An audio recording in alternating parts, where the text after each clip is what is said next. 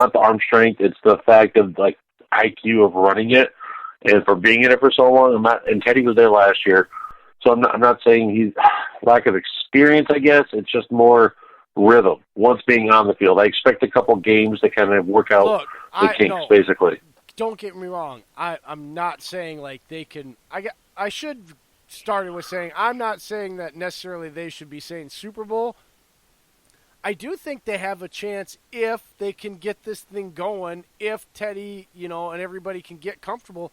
I think they have every bit of a chance of a wild card spot or even still winning that division because no, Atlanta's winning that sucker.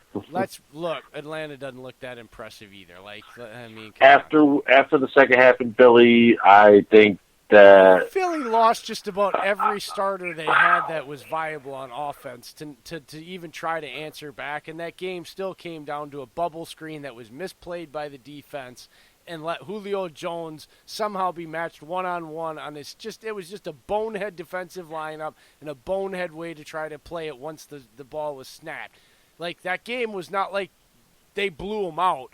And I'm sorry, like, when you have no weapons left on offense, like, you should get blown out, and the game was still close. So let's, again, like I said earlier, guys, it's week 2. Like, I'm just saying, like, the way I've seen in the 2 weeks, because that's all I have to judge for, I'm not impressed with anybody out there. And that includes the ones that even are supposedly impressive, because they should be doing that against the teams they played against, okay? That's just my point here. I'm not even impressed with the Packers. I like their defense, but their offense doesn't impress me at all. So as a team whole, I'm not impressed. I'm kind of happy for a little bit of it, but that's just my point. Like, they do, from what I've seen, if Teddy can come in there and play right, that NFC South is a freaking crapshoot, and none of those teams look like they're going to be stalwarts. You could very well, at this point, from what I've seen, it looks like you could win that division with 9 wins. Do you want to know the next 10 games that Drew Brees would miss? Go ahead. Do you want to know? All right. This is where you're going to just completely shoot down everything I just said, isn't it? Because of the fact of the schedule they have coming up. First off, straight off the bat. At Seattle. Yeah. I mean, it was, but I mean, that's the thing. That's why I'm informing you of the schedule is Seattle Seahawks in Seattle next week. Yeah, that's a loss. They're facing Dallas after that. That's a loss. Tampa, I don't know. Well, wait. I'm going to tell you this right now. They can the run Saints the are not ball. beating Dallas.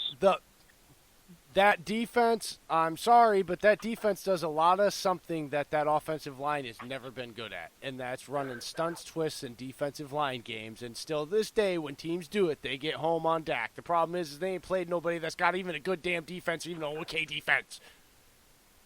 Like, stop telling me telling Dallas. Okay, you know what? Dallas is going to win that game. That's it. You know what? I'm sick of all this shit with Dallas. You know why? You know what? I didn't hype them up. They're just a better team. I'm going Denny Green on. If y'all want to crown them. Just give them the damn Lombardi right now because, my God, they looked so impressive beating up on 2 division weak crap teams that y'all didn't think were going to win 6 games this year. But give them the Lombardi trophy because they are unstoppable. I mean, come on. I never said they were going to win the Lombardi. All I said is they're going to beat the Saints in Week 4. Not you. Dallas will beat the Saints in Week 4. Maybe. I think the Saints defense could make that a game. Yes, I do. No, they're not. We'll find out. I think they could. You know, the Saints also have the 29th ranked pass defense, too. Just saying. Stop throwing numbers at me. Stop it. Because they've given up a ton of yards and touchdowns. No, I'm sorry. Buccaneers, it's a division rival. And the Bucs beat the Saints last year with Ryan Fitzpatrick. So I don't know what to expect. And Chris Godwin has been a huge surprise. Huge surprise for the Bucs. So him and Evans, it could be looking good. Saints could probably win this one. They're facing the Jaguars. But it's at Jacksonville. But yeah, I think they could win that. It would be Teddy Bridgewater versus Gardner Minshew.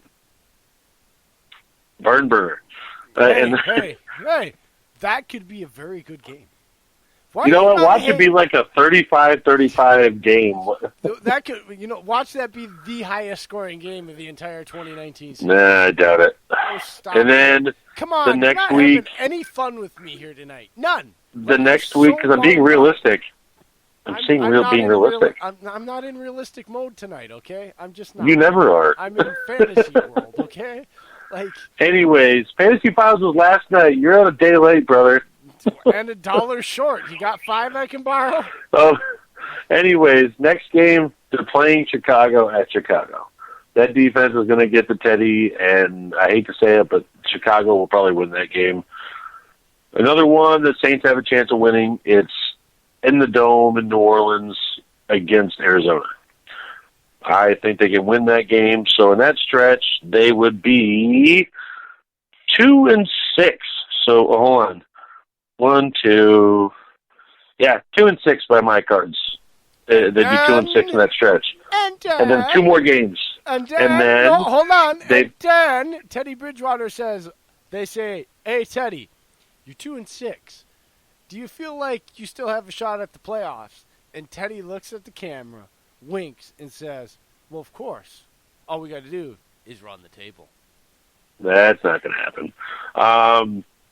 Anyway, hasn't that happened before in the league? I mean, I feel like that. Yeah, but that happened run the table with a quarterback that can actually do it. Oh, that was a burn. Yeah, because Teddy is afraid of his own shadow. In Minnesota, he literally couldn't throw 10 yards without being scared. See, we went from being constructive and playful to now you're just being mean. I'm not a big fan of Bridgewater. I'm not a fan of him, but he's a nice kid. Nice doesn't win you football games, Jay. It can in La La Land, all right? Well, this isn't La La Land. This is the big boy league. This is NFL. Anyways, ninth matchup he'd miss. Atlanta Falcons.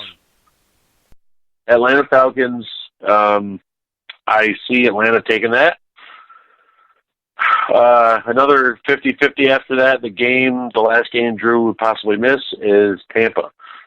And we don't know because what Jay even said earlier is they had Drew Brees last year and they beat him. So, and they did it without Jameis Winston too. They beat him with Ryan Fitzpatrick. So I can see maybe 3-7 in that stretch and then end up being 4-8 by the time Drew gets back. And if he comes back, that's 4 games. 8-8 is not going to get you a wild card into the playoffs. Saints missed the playoffs. That is probably going to happen, but they could go. If you got them 8-8, why is it? Wait, you know what? Wait a second. Time out. If I say 9-7 could win the division and they could possibly win 9 games, and then you go back through and you finish your whole little crapshoot about how you're going to shoot me down and come out with 8-8, why is my 9-7 so unreasonable? Explain that. Because Atlanta's going to win 10 games. Explain that one to me, son. But maybe they Atlanta's going to win 10 games. Maybe one of those 8-8 games to make them 9-7 is beating Atlanta to knock them out and winning the division. You're not going to bait me tonight, sir. Can you promise me that's not going to happen? Can you? Huh? I'm looking at Atlanta's schedule. I asked you a question. They can do it. Can you promise me that's not going to happen? You can't. What? The one's not making the playoffs? Yes, I will definitely promise you that. Well, that's just mean. Because it's not going to happen. They said at least 10 weeks, Jay. That's what the new update was. At least. So maybe he's out 12 games. Who knows? You're going to have to think he's going to have surgery on it, try to rehab it. If it's not right, he needs another couple weeks after the 10. That's even more time he's out. They're done. Stop explaining to me what I explained to you the other night on air. I'm just in a really goofy mood because I'm overtired. I'm sore. I'm got too much soda and caffeine in me, so I'm overly hyper. And we're talking football. So, yeah, tonight is not exactly a Jay is in reality talk, so you should probably take most of what I say tonight and just throw it in the toilet. It's entertaining, but it's not real. Okay? I'm just in a goofy, quirky mood tonight. It happens once in a while. Just roll with it, Dave. Oh, by the way, I'm going to give a shout out to one of the guys that, yeah, the team is 1-1, but he's a freak of nature. I've watched both of his games from beginning to end. Myles Garrett has 5 sacks through 2 games. He is a freaking beast, man. My God. And then they have Olivier Vernon on the other side. And then Sheldon Richardson as defensive tackle. That's their lineup. You know, if we're going to talk about the Browns for a minute, right? Because we got about 20 minutes before we're going to call Chad, people, okay? And then we'll get into the Broncos Packers like we promised you an hour ago. So just hold tight. But if we're going to get into the Brown stuff, look, you know I'm a big Baker guy. But damn it, Baker, you're making me look bad, man. Like you're playing like crap. You're making stupid decisions. They kind of remind me of the Packers. Their defense is a lot better than people expected. Defense is kicking ass, man, but they're like, dude, and the offense is struggling. Like, it's dude, exactly like the Packers. This isn't that hard, bro. Like, it's not that hard, bro. Like, there's always an open guy. Stop trying to throw to the guy that's triple covered because you want to make the splashy play and do your dance. Like, you can do that when you take the check down so they can't triple cover a guy because then they're leaving you too many easy throws, i.e. Tom Brady. And then, guess what? You can trust a guy that makes about 99.9% of 50-50 balls in one-on-one coverage because you're forcing him into one-on-one. Like, bro, you're making me look bad for sticking up for you. Stop overthinking this shit. Did we not say he looks like... Just do it. Did we not say he looks like a deja vu Favre? Remember Favre when he was younger? He threw it in triple and quadruple coverage. Yes! That is Favre. Yes! But I'm trying to save him from a long career that could have been much better. I love you, Brett. You aren't going to... I doubt Baker's going to listen to us because he doesn't listen to Colin Cowherd. I'm not mad at him. I'm not like Cowherd where I'm hating on him for all his crap. I support him. Like, I'm just saying, bro, you're making me look bad. Like, I'm pounding the table. I argued for you against Monty and his drinking thing. I argue with other people that, you know, you're not this good and you're not that. Like, I like your style, bro. I'm in your corner. So, like, you ain't going to get mad at me if somebody tells you this. We've been trying to get you on the show, man. But again, make me look bad, man, because you're smarter than this. You're more talented than you're showing, and you know damn well you can do better than what you've been doing the first 2 weeks. Just do it, man. Like, do it, and they'll really all be able to shut up. Like, please. You're making me look bad, man. I mean, I don't know. You are the guy that said we're only going in with 5 wide receivers. Shut up. I'm sorry. I had to say it. I've been waiting 2 weeks to say it. I've been waiting. Anyways, also two Packers. 5 and 7 running backs.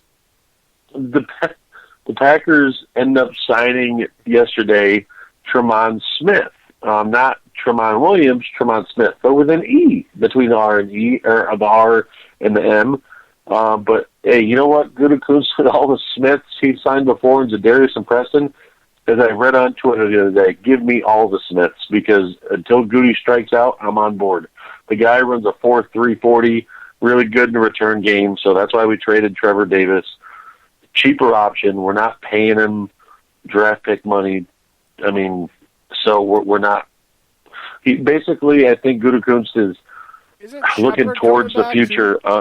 Yes, he is, and that's going to be a huge part because that means we'll have 2 options for return guys and not have to worry about one every time Trevor Davis doesn't call a fair catch and gets lit up like he did Sunday.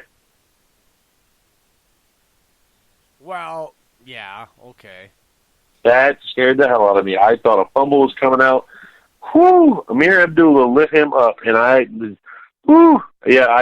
clinched a little bit, and I didn't even get hit.